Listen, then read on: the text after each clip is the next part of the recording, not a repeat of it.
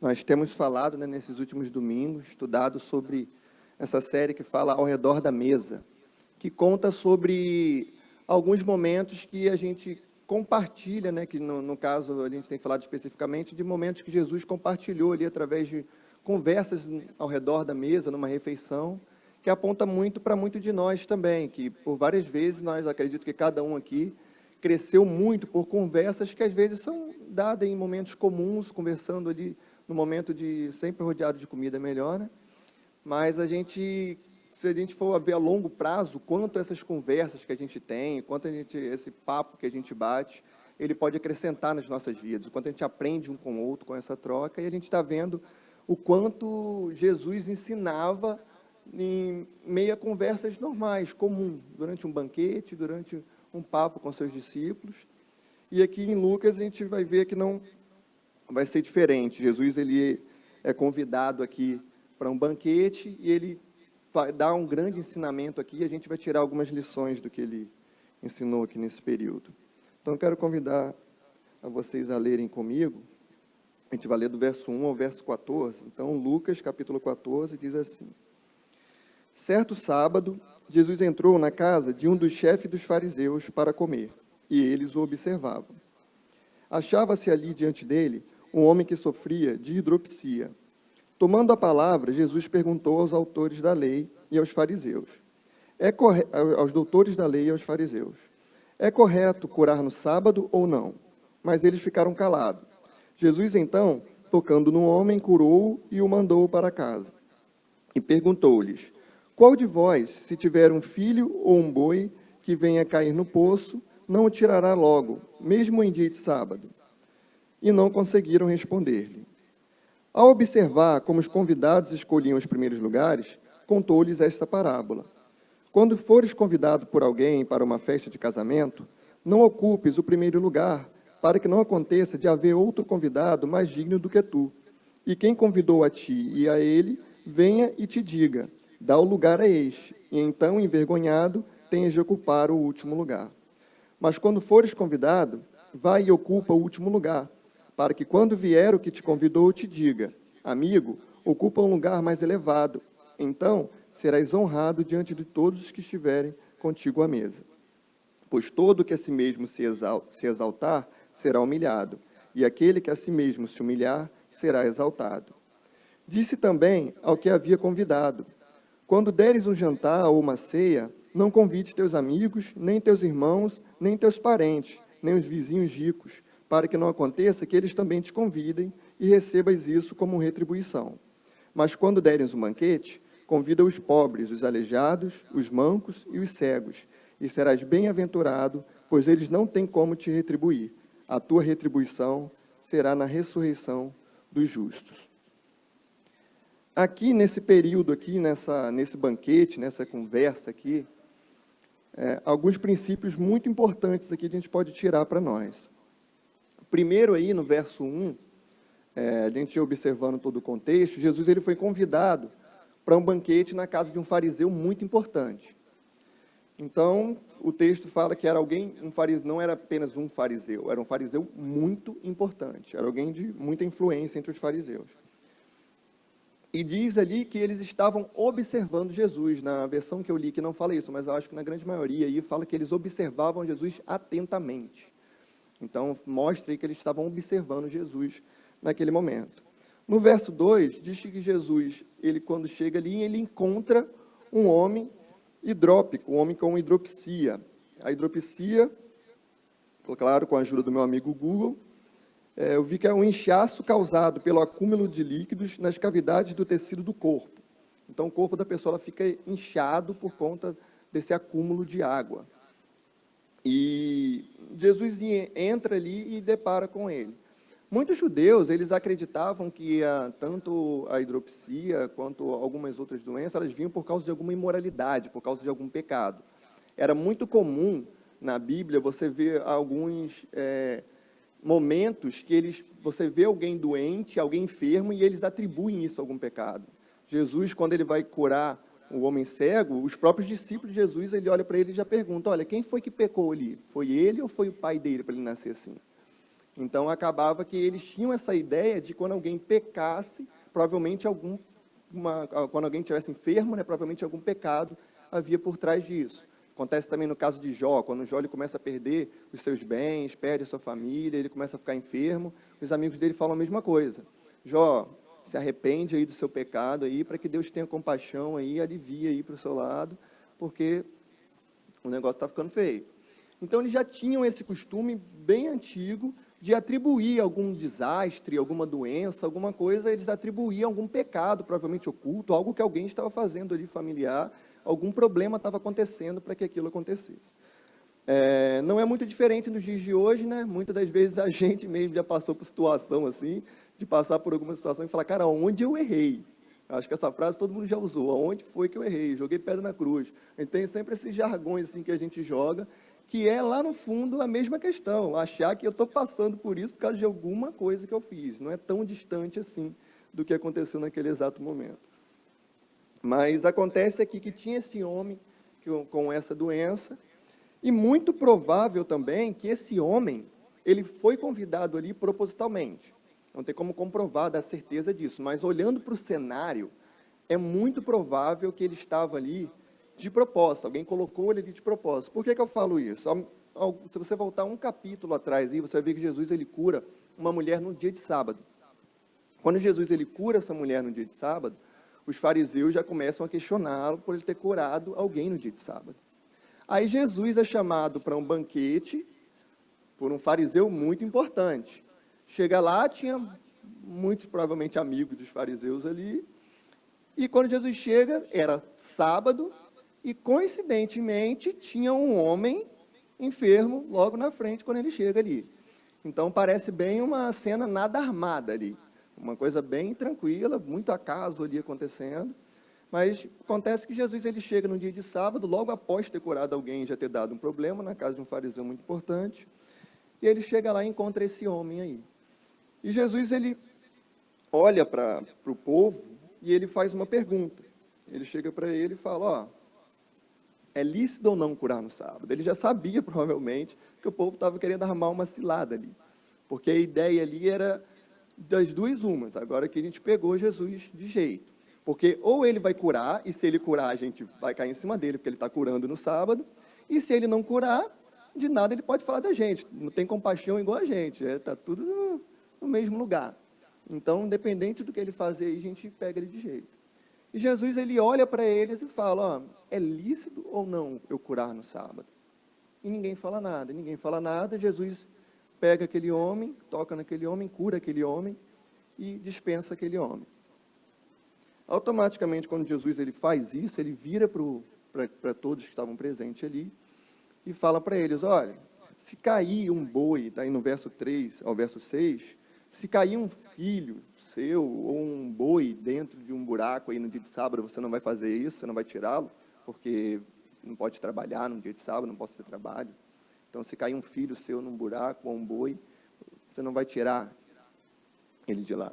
Jesus ele fala isso com muita propriedade, porque era muito comum disso acontecer, porque na própria lei de Moisés, quando há um risco à vida, você poderia sim fazer algum trabalho no dia de sábado. Alguns pegaram isso e também estenderam para os animais. Afinal, é vida. Então, ele já falou primeiro do filho e depois ele voltou para os animais. Se caiu um boi também. Mas é interessante que ali ele não pega um animal que ele é afetivo. Por exemplo, um cachorrinho de estimação, que a gente gosta bastante. Ele não fala, se cair seu cachorrinho lá, você não vai tirar. Não, ele pega um boi, que normalmente é um animal que a gente não tem afeto assim, pelo boi. Mas era muito comum, ele já joga justamente o boi, porque era muito comum, porque o boi valia muito. Assim como hoje, não mudou tanto, ele valia muito. E acabava que ninguém vai perder um boi, caiu um boi no buraco, é obviamente que eu vou tirar. Então, muitos não estavam nem preocupados, na verdade, com a vida, era com o dinheiro que o boi valia. Então, eles usavam desses artifícios aí, Jesus, sabendo que isso acontecia, Jesus chega para ele e fala, se você cair no dia de sábado, você não vai tirar? Você não vai fazer alguma coisa? E o versículo fala que todos ficaram calados, automaticamente, porque cada um olhou para si e falou, tiro, já tirei, já fiz alguma vez. Então, automaticamente, ele faz isso. Acontece que quando Jesus, primeiro ele fala de uma pessoa, né? E depois ele fala de um animal. Então, justamente algo que já confronta, porque automaticamente você diz, cara, se você salva até um animal no dia de sábado, quando cair numa cova, você está me questionando por eu curar um ser humano, por eu salvar um ser humano. Vocês estão questionando isso. E sendo que vocês salvam um animal. Também não é muito diferente da nossa sociedade, que infelizmente também nós passamos por uma sociedade que às vezes valoriza mais os animais do que os seres humanos. E às vezes a gente se pega nessa situação. Às vezes, sem saber, a gente vê através de uma notícia, às vezes é mais fácil o ser humano se indignar com uma notícia de um animal maltratado do que uma notícia de um ser humano sendo maltratado. A indignação, a movimentação aí nas redes sociais é muito maior quando é um animal do que quando é um ser humano. Muitas vezes nós vemos seres humanos maltratados e passamos despercebidos. Fingimos que nem vimos nada. Então, isso reflete um pouquinho também da nossa sociedade e leva a gente a pensar um pouquinho qual tem sido as nossas prioridades. Mas, continuando aí, porque isso aí é papo já para outra coisa, Jesus aqui, eles olham para eles e falam, eu curei um homem no sábado, vocês salvariam um animal, e vocês estão falando aqui que eu curei um homem no sábado, reclamando que eu curei um homem no sábado. Logo depois, aí, seguindo os versículos, Jesus ele nota que os convidados haviam escolhido os primeiros lugares da festa. Então, a festa estava rolando e tinha alguns lugares ali que eram vistos como lugares de honra, né? Algumas versões vão falar lugares de honra, e eles ocupavam esses lugares. Eles chegavam, os convidados chegavam e ocupavam isso aí. Provavelmente, como a casa era de um fariseu muito importante, provavelmente os amigos chegavam e queriam estar num lugar mais próximo, sentar mais próximo desse fariseu, para estar num lugar ali mais visto, num lugar mais que elevasse um pouco mais o ego, né?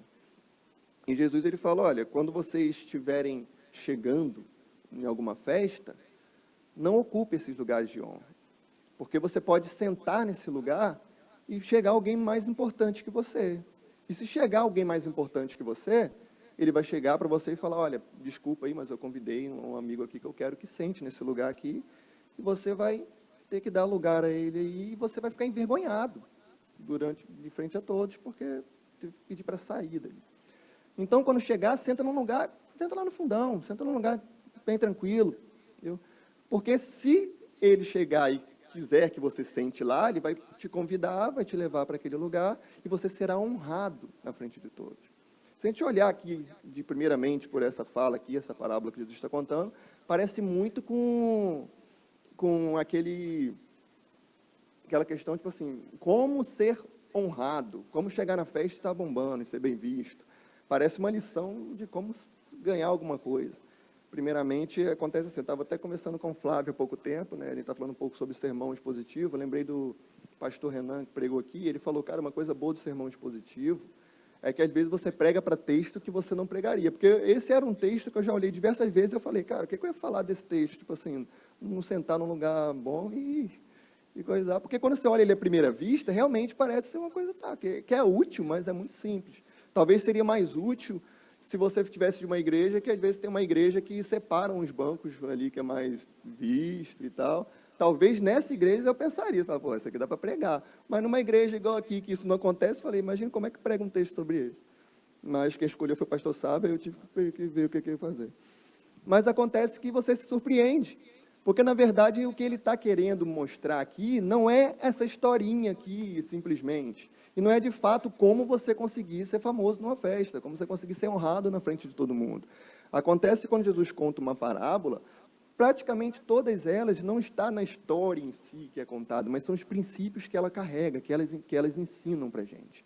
E aqui, ele fala diretamente do nosso coração. Porque se nós pararmos para olhar isso de um modo prático, quando nós chegamos numa festa, imagina só, a gente está numa festa, tem em torno de 100 pessoas numa festa, e tem ali 10 cadeiras ali, que são as cadeiras melhores ali, os lugares de honra, que tem ali para a gente sentar. E aí eu olho aquela cadeira vazia, é óbvio, eu vou sentar naquele lugar de honra. Isso automaticamente demonstra uma coisa do meu coração. Demonstra que entre 100 pessoas que está presente, eu automaticamente acho que eu tenho algo mais especial do que aquelas 100 pessoas que estão ali. Isso, na verdade, o que Jesus está querendo mostrar aqui é o nosso coração pecaminoso que tem essa grande facilidade de fazer uma autopromoção, de se achar já melhor, de se achar já acima de alguém.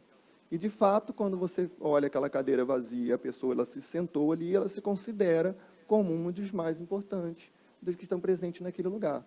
Automaticamente, quando você não almeja aquele lugar, não senta naquele lugar, você está dizendo que, por que eu? Provavelmente tem muita gente aqui mais importante que eu que deveria estar sentado naquele lugar. Então, na verdade, o que Jesus está querendo tratar aqui nessa parábola é o nosso coração, que tem essa capacidade fácil de se autopromover. E ele já fala, na verdade, ele conta essa história para que a gente analise o nosso próprio coração.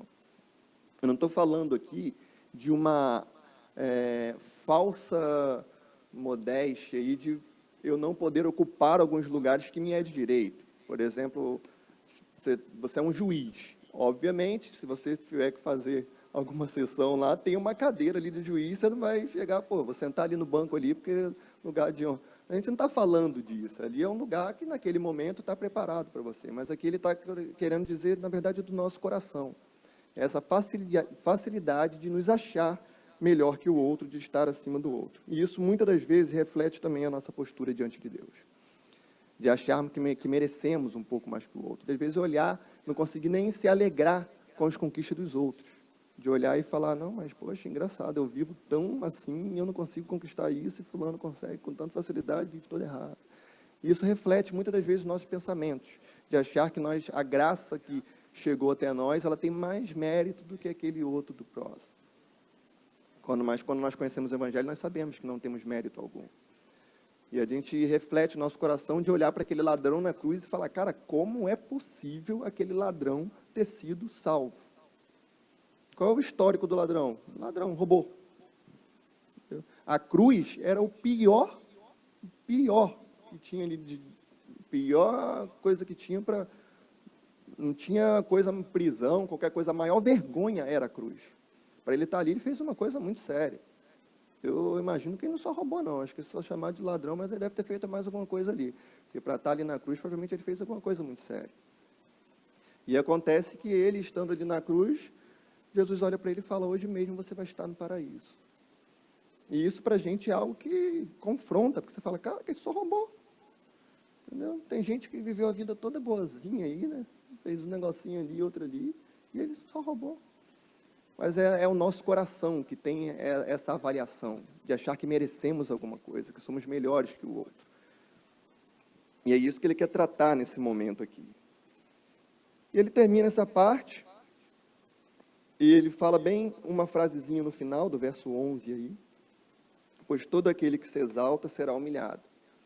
E ele continua falando, que normalmente é uma das frases desse versículo aí, ele virou um ditado popular, na verdade, né? Porque do jeito que é falado, virou um ditado popular, porque ele está na lista aí de uns versículos mais mal usados. E eu não costumo dizer nem que mal usado, né? Porque ele foi mudado, porque normalmente a gente costuma dizer que os humilhados serão exaltados. Entendeu? Mas o versículo ele não fala isso, o versículo fala aquele que se humilha será exaltado. Ele termina no verso 11 dizendo isso, o que mostra que ele está falando realmente do coração. Porque aqui ele não está falando de fatores externos. Quando a gente fala os humilhados serão exaltados, eu estou no meu serviço, estou sofrendo lá uma humilhação lá das pessoas lá na minha faculdade, no meu colégio, mas tá bom, os humilhados serão exaltados. Entendeu? Eu normalmente dou um grande conselho, olha, procura seus direitos, se você esperar a exaltação vindo disso aí, você não vai chegar tão cedo não, porque o que a palavra nos ensina é que aquele que se humilha será exaltado. Não é aquele que sofre humilhação, que a humilhação todo mundo aqui já sofreu, mas é aquele que se coloca no lugar de humilhação em prol do outro. É aquele que se humilha, que se coloca abaixo do outro. É aquele que se não vê maior do que ninguém. Então, justamente ele termina essa sessão falando sobre isso, que mostra que ele está aqui tratando do nosso coração. Não é uma história naquela parte literal que a gente vê ali de se sentar e não sentar, não. Ele está cuidando aqui de algo muito mais profundo que é o nosso coração. E a partir do verso 12, tem mais uma sessão aqui diferente aqui, e ele olha para aquele povo, ele olha agora, fala para todo mundo que está ali, agora ele fala para o dono da festa. Então, Jesus é bem ousado, ele foi chamado para um banquete, para comer, entendeu? E ele ainda chama a atenção do dono da festa, podia chamar a atenção de um monte de gente, mas ele chama logo do dono da festa. Então, aqui também Jesus, se você olhar para essa parte aqui do texto, a partir do verso 12, ele começa a falar para o dono da festa, olha, quando você der uma festa, não chame seu irmão, sua mãe, sua prima, sua avó, seus amigos, seus parentes, conhecido, amigo rico. Não chame essas pessoas, não. Porque você chama essas pessoas porque é muito fácil, porque quando elas derem, para elas te chamar também. Você chama seus amigos ricos, porque na festa deles você vai querer também ser convidado.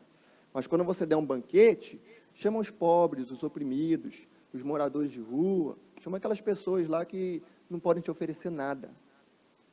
Chamam esses que não tem nada a te oferecer. Se a gente olhar aqui também de forma literal, a gente tem um problema muito grande. 2 problemas muito grandes. Um, porque chamar um monte de gente que a gente não conhece para dentro de casa é um negócio muito arriscado. Entendeu? Então, a gente tem um problema aqui muito grande se a gente olhar de uma forma literal aqui. É perigoso, realmente, você chamar um monte de gente que você não conhece, vão na rua, chamam todo mundo lá, e vão embora que eu vou dar um banquete, entra todo mundo para dentro de casa. Isso é muito perigoso. Na nossa sociedade, e acredito que na antiga também. Acho que isso sempre foi algo perigoso. Então, quer dizer que você não pode fazer isso? Creio que sim, que você pode fazer, mas eu creio que você precisa de uma direção específica de Deus e um bom preparo para fazer isso aí. Porque, de qualquer jeito, abrir a porta da casa para entrar qualquer um é algo perigoso. E também, se olharmos de forma literal também, a primeira parte também é uma coisa difícil, porque na primeira parte ele fala, quando você dá uma festa, não chama sua mãe, seu pai, seu parente, se isso aqui fosse um mandamento, deu ruim. Porque na festa de aniversário a gente chama todo mundo que a gente conhece. Então, qualquer resenha aqui ia dar ruim. Então, provavelmente ele não está falando disso aqui na sua forma literal. O que ele está querendo frisar aqui é justamente a questão de você chamar, fazer algo com interesse em receber algo em troca. É isso aqui que ele está querendo tratar nesse exato momento. E como é difícil você fazer algo sem querer receber algo em troca. É muito difícil.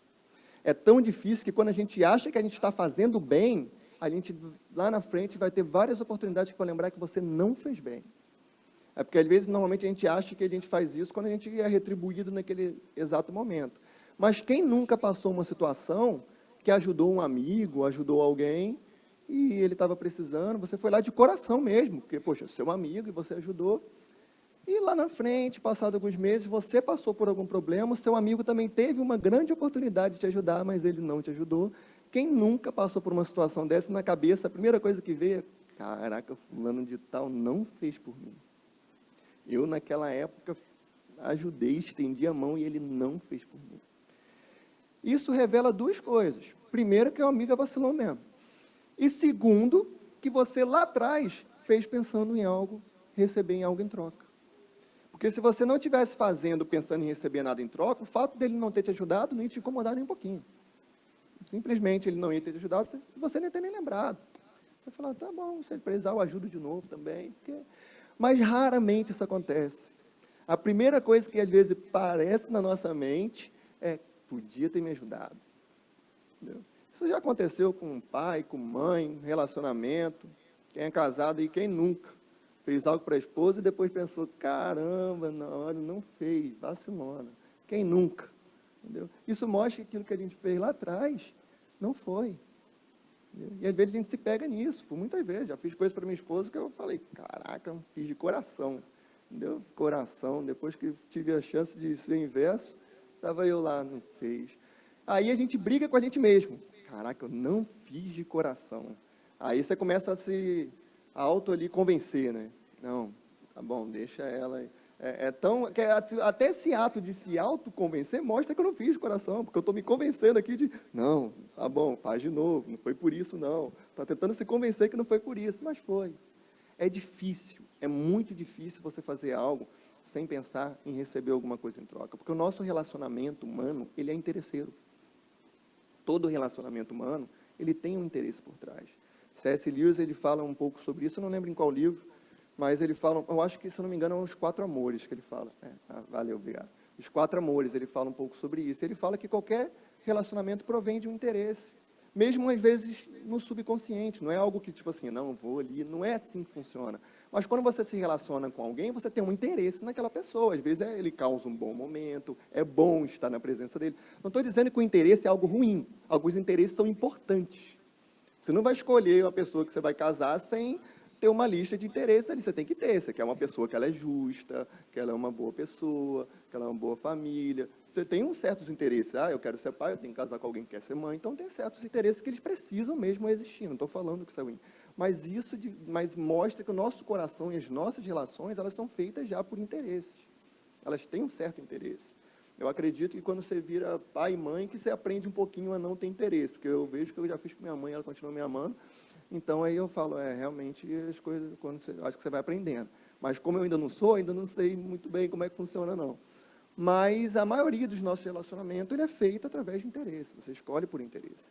E isso é tão normal, a gente faz assim, que para a gente é muito difícil fazer algo que não seja assim. A gente sempre vai cobrar do outro. A gente sempre vai querer que o outro faça o que a gente também faz por ele. E viver um relacionamento onde não tem essa troca mútua, para a gente não dá, é complicado, é difícil. Porque a gente não tem esse costume de fazer sem receber nada em troca. E é isso que Jesus está tratando aqui. Quando vocês chamarem alguém, chamem alguém que não tem nada o que te receber. E isso aplicando na nossa vida, leva para todos os lados. Quando você fizer por alguém, faça por alguém sem querer nada em troca. Faça por alguém que não pode nem te pagar. Entendeu? Porque é muito fácil você fazer por alguém que pode te retribuir a todo tempo. E ele vai passando isso aqui para a gente. Às vezes, a Bíblia fala isso claramente, né? O nosso coração, ele é enganoso. Ele é enganoso e ele já fala, né? Quem pode compreendê-lo? Apenas Deus é aquele que pode sondar o nosso coração. Ele é o único, por isso nós temos que a todo momento ser totalmente dependente de Deus. Porque mesmo aqueles atos que às vezes nós achamos que estamos fazendo bem, ele pode estar corrompido e a gente não vê. A gente não consegue enxergar, não é claro para nós. Por isso, no nosso relacionamento com o Espírito Santo, nós temos que pedir a Deus, Senhor, abra os nossos olhos, sonda o meu coração, né? Vê se há em mim algum caminho mau, porque a gente precisa realmente enxergar, é difícil enxergar o nosso coração, porque ele nos engana, ele faz a gente acreditar de que a gente está andando bem, de que nada está errado, e a gente vai vendo aqui que às vezes em pequenos detalhes, pode muita coisa estar fora do lugar. A gente vê em poucos detalhes, que a gente sempre tenta enxergar naquela coisa que ela é gritante, aquela coisa que todo mundo vê, está na lata. Mas a gente não enxerga que às vezes em pequenos detalhes, no sentar de uma mesa, no fazer algo e depois lá na frente quiser algo de volta. Isso vai revelando o que o nosso coração é. Ele termina aí a leitura, no verso 14, falando sobre isso. E aplicando para nós também, a gente sabe que a gente vive num mundo que também é um pouco difícil. Por exemplo, tanto no trabalho, tanto na escola, existe algo que a gente chama aí de network, entendeu? E que é uma coisa que ele tem um ponto muito positivo em todos esses lugares, entendeu? E que muitas das vezes é necessário um network. Às vezes para uma promoção, às vezes para ser reconhecido em algum lugar, às vezes para ser notado, é necessário que você tenha um bom network.